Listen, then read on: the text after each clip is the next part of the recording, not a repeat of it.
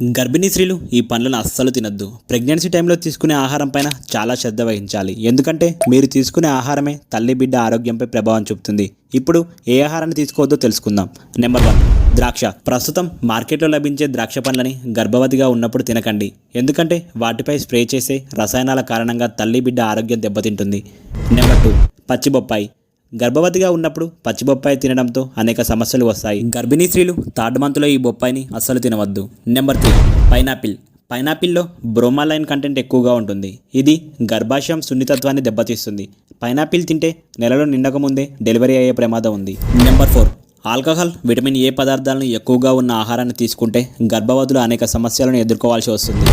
Number 5, caffeine ఎక్కువగా ఉన్న పదార్థాలను ప్రెగ్నెంట్ లేడీస్కి దూరంగా ఉంచాలి.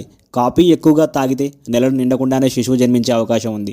ఈ ఇన్ఫర్మేషన్ ఖచ్చితంగా అందరికీ షేర్ చేయండి. ఏదో ఒక టైంలో ఉపయోగపడుతుంది. వీడియోని లైక్ చేసి